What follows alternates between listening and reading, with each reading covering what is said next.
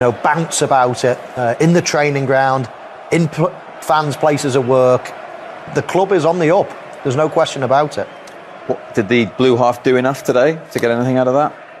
I think in the second half, in various stages of the game, I would say yes. But I think after that goal, they kind of lost their way a little bit until later on in the game where they started trying to chuck balls in the box for pretty much the first time in the 90 minutes, giving Haaland something to try and fight for and feed off of. But in general, that big decision changed the game, and Man United capitalised on it.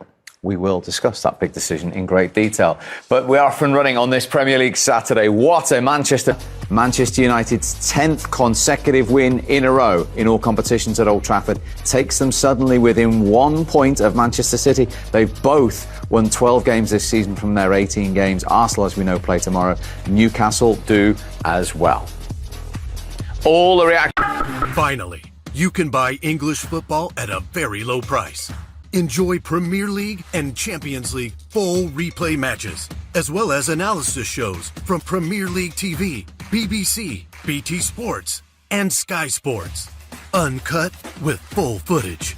Enjoy weekend reviews, previews, tactical analysis, and more. Join us today at the link in the description below, www.primeshows.net. Stick comeback, a famous win. Obviously, it's always important to win the game. Doesn't matter, as I said before the game, for us, doesn't matter the opponent, the most important is winning, and we did it. It was an amazing comeback, great effort from the team. I said it before the game to the team. We look like a team now. Some months ago, probably some time ago, you could see sometimes a team, sometimes a little bit, each one of us looking a little bit for ourselves, but now you see a proper team that works hard for each other, and you see that it pays. The first goal was a little bit controversial, because Marcus was offside and you're in on goal. Did you shout? Did you call? No, I think because I was facing the goal, Marcus probably saw that I was in a better position. I didn't know if any of us was on offside or not, but it doesn't have any influence because there was no one closer to him. So it doesn't make any influence on the teammates to defend.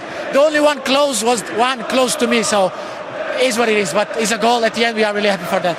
Marcus, the winner. I thought you were injured in the first half. You were going to make the second half, but I mean, what a finish. Just a little knock, but in games like this you have to just try and push through, and thankfully I managed to do that. Obviously scoring the goal at the end and winning the game. That's what we set out to do. As Bruno said, that's always the aim before every game. This game obviously is a little bit special, but either way we're pleased to have the 3 points and continue winning at Old Trafford. Needed something to lift you, because at the start of the second half City looked like they had control. Garnacho changed things. He added some pace in there, didn't he? Yeah, it's a change of dynamics, and I think I've said this many times before, but the options that we've got coming off the bench, even when we've had injuries this year at times in the forward line and everyone's played out of position. Bruno played out of position today. As you can see, everyone's putting a shift in, and when you've got players like Garner, young, hungry, full of talent, ready to come on and make a difference, and anything's possible. But yeah, like I said, we're very pleased to manage to come back, win the game, get 3 points, and now it's about recovering and moving on to the next game. And there's no doubting the significance of this result, particularly when you look back to October. You're now 1 point behind City. That doesn't matter for us. We have to look forward. We have to look forward for the next game, because you can be closer, but if you don't keep winning, they will go. So the mentality now is to be celebrating, because it's a big win on the derby. It's a long day today, so we have to celebrate that. But from tomorrow, straight away ahead on Crystal Palace. It's always tough to play away there. We all know that. So our focus has to be straight on that. It was a nice interchange for that first goal. I think he could do the same for Marcus. Hand that to Bruno. He's player of the match. Well done, gents. Well played. It was when Manchester City were 1-0 up and Bruno Fernandes' goal stood.